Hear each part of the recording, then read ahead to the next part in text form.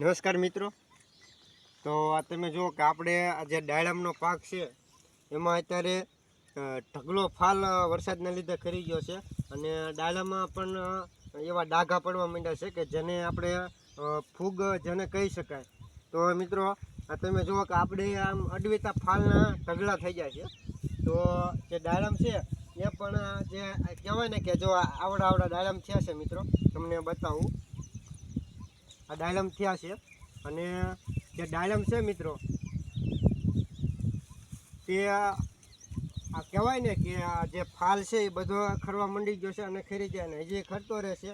અને જો આવી રીતે આ ડાળમ બગાડવા માંડ્યા છે. તમને બતાવું કે જો આ આપણે અડેતા ખરી ગયા અને આવડું ડાળમ છે મિત્રો, એને આપણે હવે તોડીને જોઈશું કે કેવું નીકળે છે.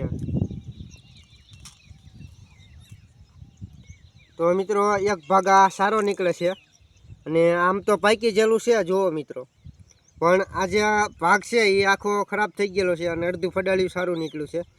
તો હવે મિત્રો આપણે આને ખાઈશું કે આ ખાવામાં કેવું કડવું લાગે છે.